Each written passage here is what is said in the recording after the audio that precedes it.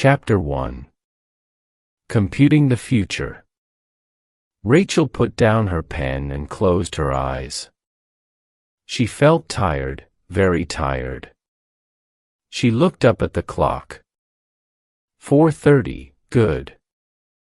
There was enough time to get to the newspaper office before 5 o'clock, and she wanted the advertisement to go into Friday's newspaper. Then, well, she didn't know what was going to happen next. It was a wonderful idea, and it was a new idea. She picked up the finished advertisement and walked through the office door into the computer room. The computer room was always busy. 14 people worked there. Rachel smiled and said, "Hello" to everyone as she walked across the room. Long pieces of blue paper were coming out of the computers. The operators were checking them carefully, then putting them into envelopes. Rachel's company used computers to do horoscopes for people. You sent the date, time, and place of your birthday to the company, Computer Astrology Ltd., and the computers could do a horoscope for you. Rachel's boss, Mervyn Astra, started the company 3 years before. Mervyn Astra wasn't his real name, of course. But it sounded good. It sounded good in the newspaper and magazine advertisements. His real name was Brian Smith, but only a few people knew that. Rachel was his assistant. She didn't like Mervyn very much. He was a short fat man with glasses and very long hair. Mervyn drove an orange Rolls-Royce everywhere. There were gold stars all over it. "It's good advertising," Mervyn always said. Anyway, when Rachel had the new idea, Mervyn said, "All right, you can try it." On Friday morning, Rachel got up early. She was waiting for the newspaper. It arrived at 8 o'clock. Rachel hurried to the table and opened it. She was looking for her advertisement. There it was. On page 7, Rachel smiled. She didn't really believe in palmistry. She thought it was nonsense, but she thought astrology was nonsense, too. And the advertisement wasn't a lie. Not really. Mervyn was a wonderful computer programmer, and the computer program really did have all the information that they could find about palmistry.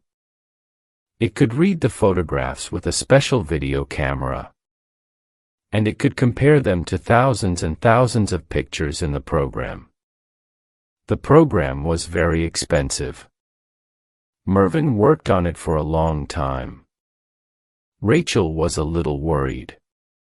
She wanted the idea to be successful. Mervyn could get angry very quickly, and he hated losing money. She read the advertisement again and laughed. Rachel Grant, palmistry consultant. That was funny. It was Mervyn's idea, of course. Do you want to know about the future? Palmistry is the science of telling the future from people's hands. It's a very old science. You can learn about your life and about important things that will happen to you. You can learn about your thoughts, future romances, and your future wealth. We use modern technology to give you a forecast of the future. Our computer has a special program with information from all the best fortune tellers in the world. Are you interested? Send a photograph of your left hand with a check for £10 or £1 made out to Computer Astrology, Ltd., to Rachel Grant, palmistry consultant, Computer Astrology, Ltd., P.O. Box 75, Lazenhurst, LE64IQ. Don't forget to write your name on the back of the photograph. The headline will tell you about your thoughts. The lifeline will tell you about your life and the important things that will happen to you. The heartline will tell you about romance and your future love life. The fortune line will tell you about your possessions and future wealth. Computer Astrology, Ltd., TM. Director, Mervyn Astra. Chapter 2. It's all nonsense. Rachel didn't need to worry. The idea was successful. It was more successful than the computer horoscopes. A week later they had thousands of photographs of hands. They put the advertisement in more newspapers and magazines. Mervyn had to buy more computers, and a month later there were 30 people working in the computer room. Mervyn bought a yellow Cadillac and put pictures of hands all over it. He used to drive the Rolls-Royce during the week and the Cadillac at weekends.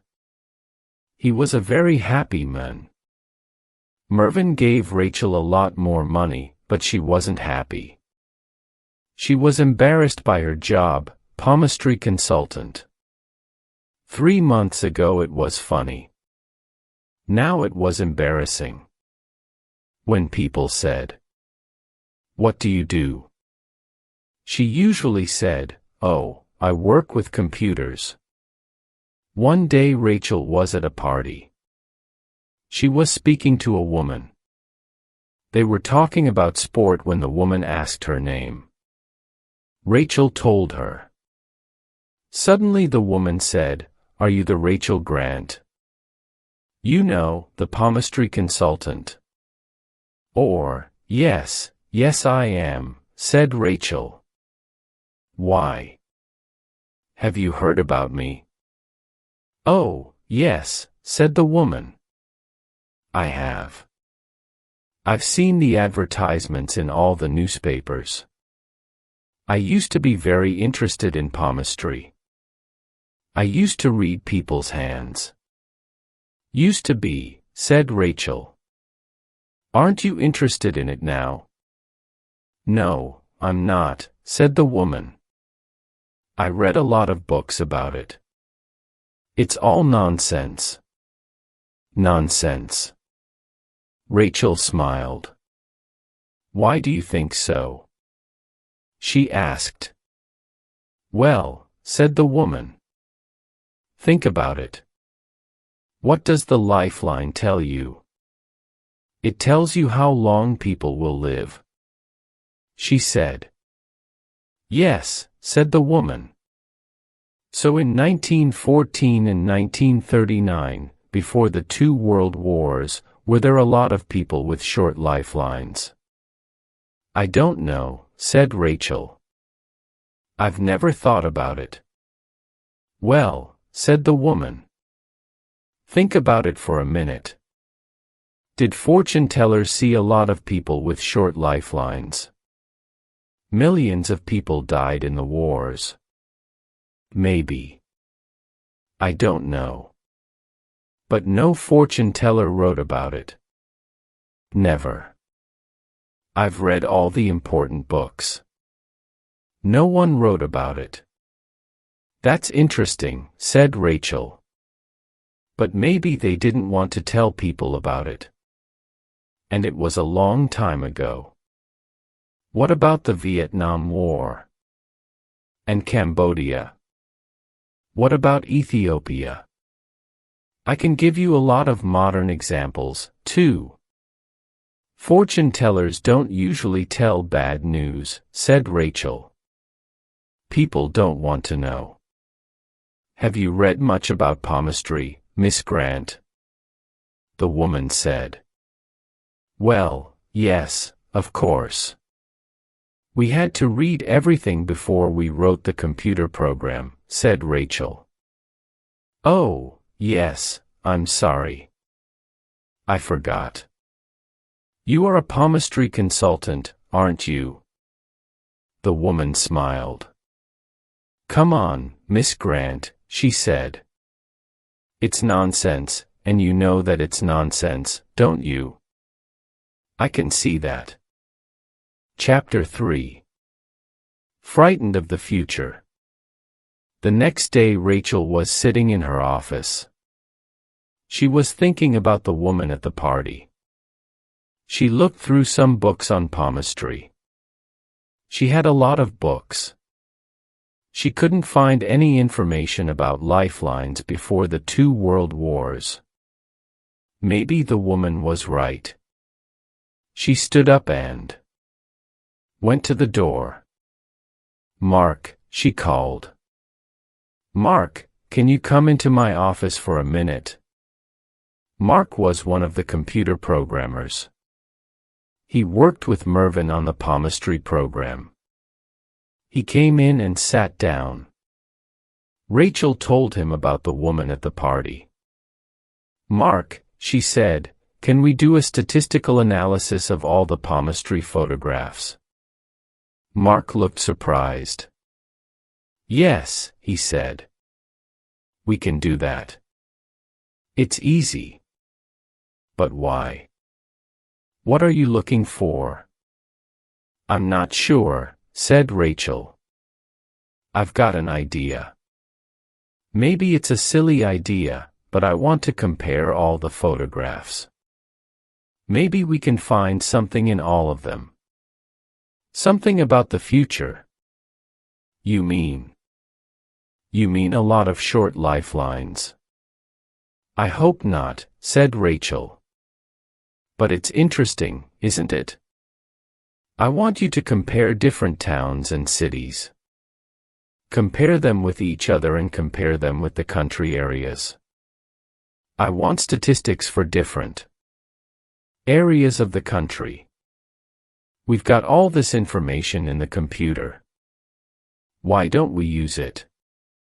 "You can do it. Can't you?" "Does Mervyn know about this?" said Mark. "Not yet," said Rachel. "I probably won't tell him either." "You're right," said Mark. "Mervyn won't like it.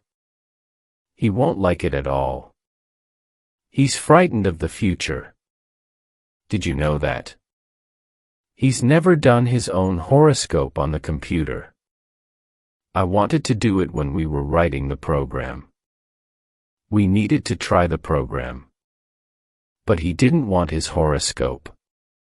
And he didn't want a photograph of his hand either.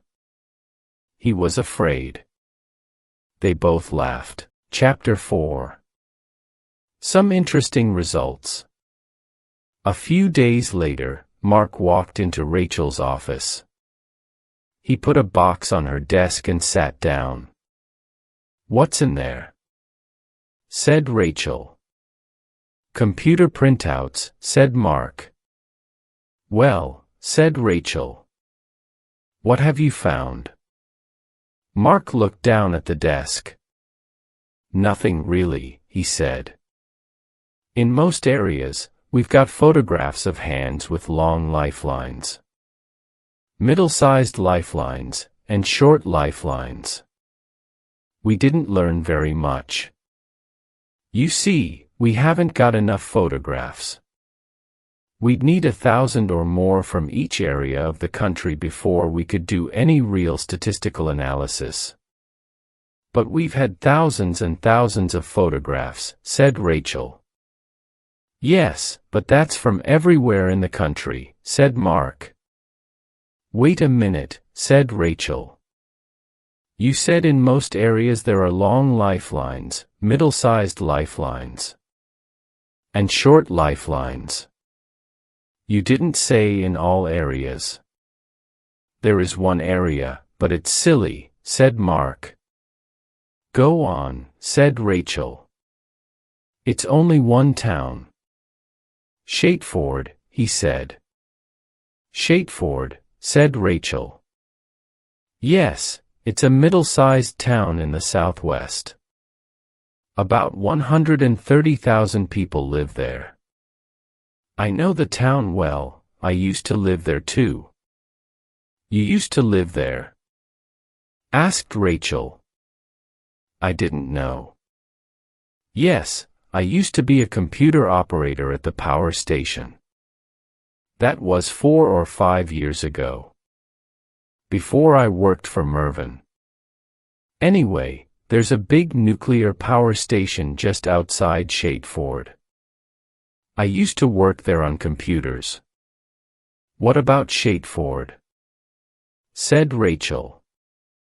First, we've got nearly 2,000 photographs from Shadeford. 2,000. Isn't that a lot from one town? Yes, and it's enough to do a statistical analysis. Look at the list. These are all towns about the same size as Shadeford. There are 22 photographs from Norwich, 108 from Oxford, 93 from Bournemouth, 105 from Torquay, 86 from Brighton, 42 from Exeter. Why did we get so many from Shadeford? Asked Rachel. Yes, I wanted to know that too. It's very easy. Mervyn's brother owns the newspaper there. The Shadeford Evening Star. He gave Mervyn a lot of free advertisements. And he wrote a lot of stories about computer palmistry for the newspaper. Mervyn comes from Shadeford. I met him there. He was visiting his brother. Well, what's strange about the photographs? It sounds silly, but more than 75% have got short lifelines, said Mark.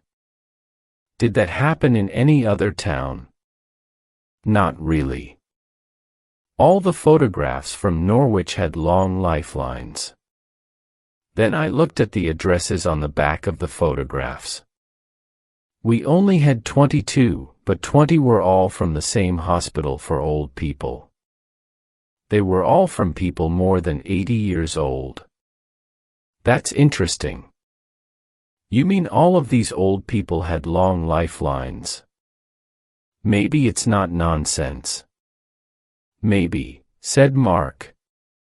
Anyway, said Rachel. How short were the lifelines in Shadeford? I looked at each age group under 10. 10 to 20, 20 to 30, 30 to 40. The lifelines were shorter than average in all of them. I mean, they weren't very, very short. Were they shorter or longer than mine? Asked Rachel. She showed Mark the palm of her left hand. Mark looked at it carefully. They were about the same, he said. Rachel felt cold suddenly. Don't worry, said Mark. Do you understand statistics? If you put one foot in water at 0 to C and the other foot in water at 100 degrees S, then statistically you're comfortable. What? Said Rachel. Well, the average temperature will be 50 degrees S. That's statistics. Rachel looked at him. Have you spoken to Mervyn about the printouts? She asked. No, you told me not to tell him, said Mark. Good, I'll speak to him. Can you leave the computer printouts here, Mark? Chapter 5. None of it's true. Mervyn wasn't very happy that day. On the way to work, he had a small accident in the Rolls-Royce. He drove into the back of another car. That evening he was going to be on a television program about fortune tellers. He was worried about it. He was thinking about the television program when Rachel knocked on his office door. Who's that? I'm busy. Go away. It's me, Rachel. I said go away. I must speak to you. Come back later. It's important, Mervyn. Rachel opened the door and went in. Yes. "What do you want?" said Mervyn. "Well, Mervyn, I had an idea." "I'm not interested in your ideas," said Mervyn. "You were interested in my idea for computer palmistry," said Rachel. "Okay, sit down and tell me, but hurry, I'm very busy." Rachel told him about the woman at the party and he laughed. "Does it matter?" he said. "Well, yes," she said. "I wanted the computer to compare the photographs from different towns." "We don't pay you to play with the computer," said Mervyn angrily. "Anyway, you aren't a computer programmer. You couldn't do this. Someone helped you." "Who was it?"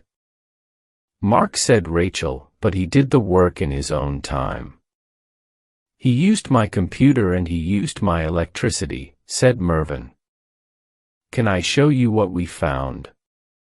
said Rachel. She showed the printouts to Mervyn. He got angrier and angrier. "Rachel," he said, "this is all nonsense. Nobody can tell you about the future. You don't believe this, do you? Don't you believe it?" She said quietly. "Of course not. It's not true. None of it." "Then you're cheating your customers." "Yes, I know," said Mervyn. "There's a fool born every minute. You've heard that before. Haven't you? That's why I'm a rich man. Anyway, we got all the information about palmistry and astrology from the best books. The program doesn't cheat. It gives us the best information on palmistry. But all of the information is nonsense." Rachel stood up. "That's it, Mervyn. You're a cheat and a thief." Mervyn smiled. "Thank you," he said. "Well, I'm not working for you anymore. You can find another palmistry consultant. Ask at the prison. They'll find somebody for you." She left Mervyn's room and hurried back to her office. She put on her coat and walked out. The air outside felt clean and good. She smiled. She wasn't a palmistry consultant anymore. Now, she thought, I'm going to get a real job. Chapter 6. Chatford. Rachel left computer astrology on March 19th. She soon found another job as a reporter for the Daily Echo, a newspaper in London.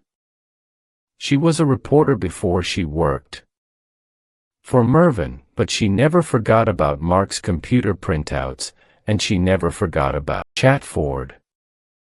One day she was talking to her boss at the newspaper and she told him about the lifelines. He laughed. "Do you believe it, Rachel?" He said, "I don't know, but it's interesting." "Yes, it's a good story. Look, why don't you go to Chatford? Perhaps you can write a story for the newspaper." "Mervyn won't like it," she said. "Are you worried about Mervyn Astra?" "No. You go and write the story. Look round Chatford, talk to people, read their hands." "I told you I can't read hands," she said. "You know enough about palmistry. There's a good story here. Write it." Rachel smiled. "Okay, I will. I'll go there next week." Rachel arrived in Chatford by train on Wednesday, September 20th. She got a taxi to the Royal Hotel. She walked into the hotel and stopped. A short fat man with glasses and very long hair was standing there. He was shouting at the girl behind the desk. "Do you know who I am?" he shouted. My brother owns the Chatford Evening Star. I want a room with a bath and I want it now. And you didn't write or telephone, said the girl. What's your name? Come on, what is it? You're going to lose your job. My brother's a very important man in this town. His face was very red. Rachel walked over to the desk. Hello, Mervyn, she said. Mervyn looked round. What are you doing here? He said, you won't get a room. The hotel's full. Rachel smiled at the girl behind the desk. Rachel Grant, she said, from the Daily Echo. I phoned yesterday. Ah, yes, said the girl. Miss Grant, a room with bath. You're in room 437. I've got your key. Wait here. Someone will take your case to the room. Thank you, said Rachel. Mervyn looked very angry. Well, I'm not staying here. I'm going to another hotel, a better one. Good, said Rachel. Good night. Mervyn walked out of the hotel. The girl behind the desk was smiling. Enjoy your stay, Miss Grant, she said. Thank you, said Rachel. I will. Chapter 7. Terrible news. On the morning of September 21st, Mark woke early. He couldn't sleep. He had dreams all night about Rachel and the computer printouts. He went downstairs to get the newspaper. It was on the floor with the letters. He picked it up and looked at the front page. Daily Echo London. 20 were in September. The worst day ever. Nuclear explosion in Chatford. Thousands dead at 10:35. Yesterday evening, there was an atomic explosion at the Chatford nuclear power station. Thousands of people are dead. The army has closed all roads around Chatford. And there is no news from the town. Nobody knows why the power station exploded or how many people have died. Our reporter, Rachel Grant, was in the town when the power station exploded. The army has asked people to stay in their homes in an area 50 miles around Chatford. The Prime Minister will speak on television and radio at 9 o'clock this morning. Mark put down the newspaper. He was crying. He went to a cupboard and took out the box of computer printouts. He looked at them for a moment. Then he walked over to the telephone. He had to phone the Daily Echo. He found the phone book and looked for the number. There it was. 01711311676. Then he stopped and thought. He picked up the box of printouts, took them into the garden, and burned them. He never told anybody about the lifelines.